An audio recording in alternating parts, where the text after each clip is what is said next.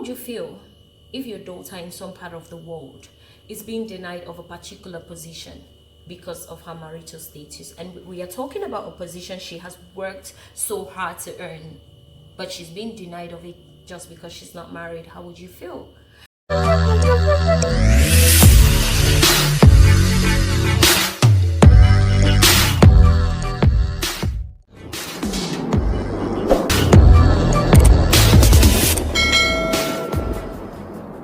Good afternoon, how you all doing?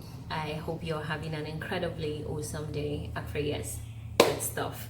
Right, so today's video is actually about something I've observed, which I think it's alarming, and it is about Nigerian landlords and their double standards. Some Nigerian landlords, actually not all of them, but for the most part a lot of them are guilty of what I'm about to say.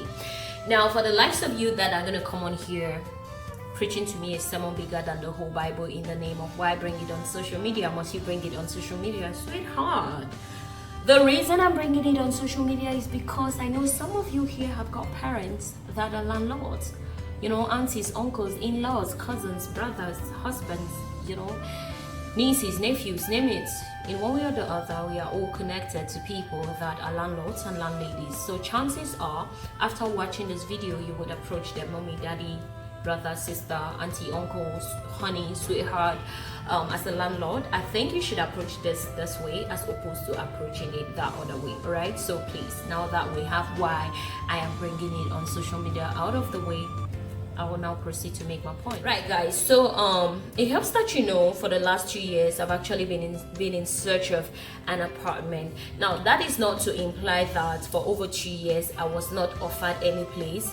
I did see a couple of places that they were willing to offer me, but for the most part I couldn't take it either because proximity wise it wasn't my target, or maybe the house was too old and all that stuff. Now, there were other places that I did see and love more than literally countless places I saw that I liked, I loved, I could afford, and I wanted to pay for them. But I was deprived of it, and guess why? Because they don't want to give it to a single, they want to give it to married couples. You know, because I was initially living in a room and parlor self-contained, and landlords in Nigeria, some of them actually, not all of them, but for the most part, most landlords are more comfortable with giving a room and parlor or one bedroom or bed sitter to a single. Now, as soon as you want to move into a 2-bedroom flat or more, they feel like, nah, if you're not a couple, they do not want to give it out, because they have this assumption that when you're married, you're automatically responsible. And I'm thinking, how did we get there? Like, how do we assume that just because someone is married, they're automatically responsible?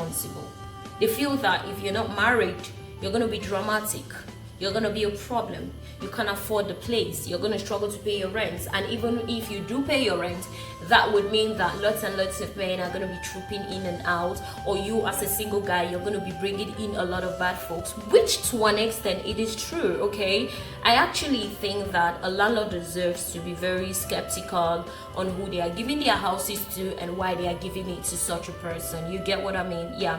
But again, let me emphasize that I like landlords that, you know, don't take in just any kind of tenants, because I neither want to move into the house of a landlord that takes in any kind of tenants. I mean, I wouldn't want my next door neighbor or my neighbor of any sort to be an armed robber, because that puts me at risk.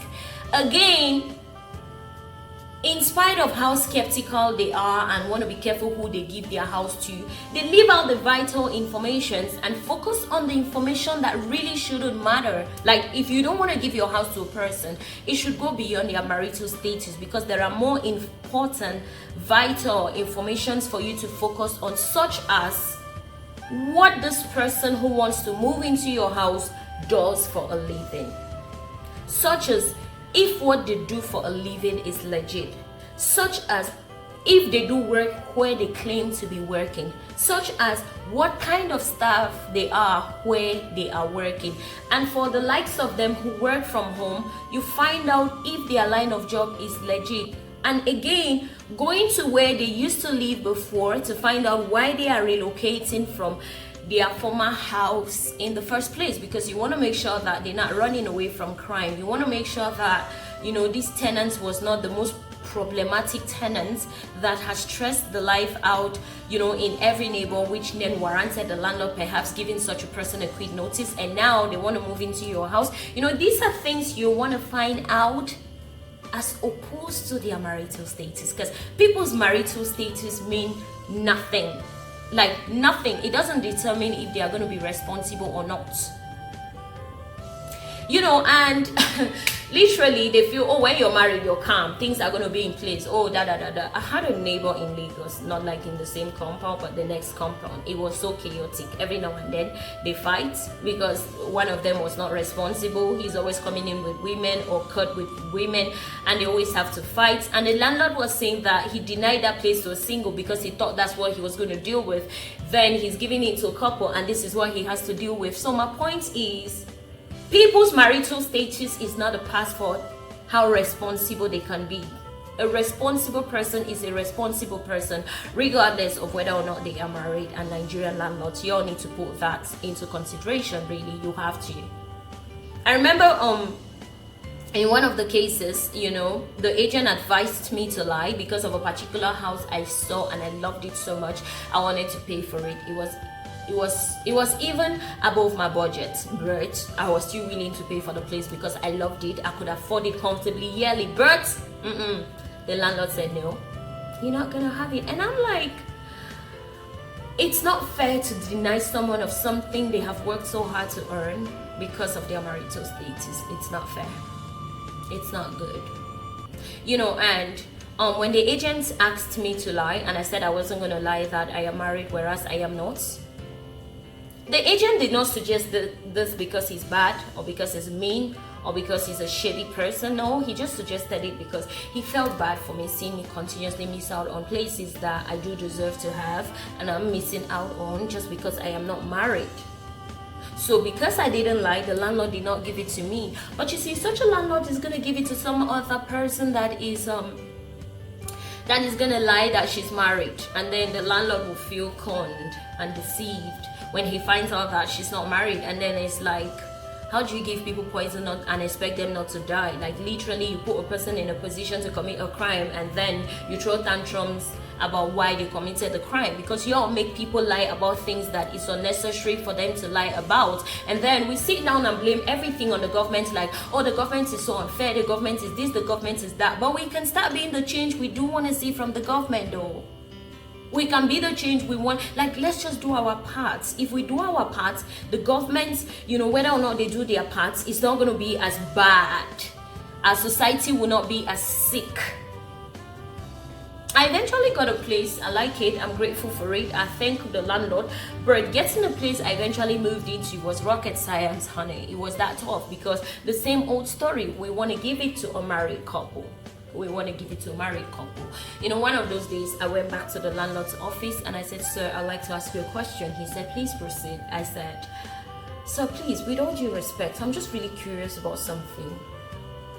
How would you feel if your daughter in some part of the world is being denied of a particular position because of her marital status? And we are talking about a position she has worked so hard to earn, but she's being denied of it just because she's not married. How would you feel? He kept quiet for quite a couple of minutes, and over time he said, you will hear from me. I left, and he didn't really get to say anything. So I was venting to my landlord at the time, my former landlord. I was talking to him. I'm like, I'm so frustrated because I don't know what to do. I've been in search of a house for 2 years. It's not like I don't see places, but then I'm not married, and then they don't take me for them because these people don't like to give their house, which is more than one room, to a person that is single. So the landlord said, oh, I can understand your worries. You know what, take me with you when next you're going to see this landlord so I can speak to him. I wish he knows what kind of tenant you are. I mean, you've been my tenant for 4 years. It hurts me to lose you as a tenant, but it's okay that you've grown and deserve to be, in a much more spacious or bigger place. That's what, a good landlord should pray for his tenants. But I didn't feel that way of you when I first met you, so I can understand his fears and worries. So let's go. So I speak to him. So then I went and told the landlord that my current landlord would want to see him. That's the new landlord. And he said, okay, why does my former landlord want to see him? I told him that my landlord wants to make you understand what kind of tenant I am, because he really feels that you just don't seem to know what kind of person I am. So then it dazzled my new landlord the fact that, wow, if the former landlord is willing to come put in a word for her, then just maybe she's such a good tenant after all. So that contributed to why they eventually gave me the place, and they have been so kind, so amazing. Like, I am so grateful for my new landlord and my former landlord as well. I'm grateful for them both. But other landlords could have also given me a place, but they didn't, because they didn't give me that chance. And I'm just saying, these things we do are the reason why singles are depressed. A lot of singles would rather put up with the dusty people that don't treat them well, because they want to be a Mrs. or a Mr. just so that they would at least have the tag of being married, even if they have to go through hell in that marriage. Reason being because the life that lies ahead of them as singles is way too scary. They are going to constantly miss out on positions that they have worked hard to earn just because they're not married. And a lot of people are miserable in marriages, and they would rather stay therein and commit suicide or die miserably as opposed to getting out, because the world that lies ahead of them as unmarried people is scary. It's not fair, guys.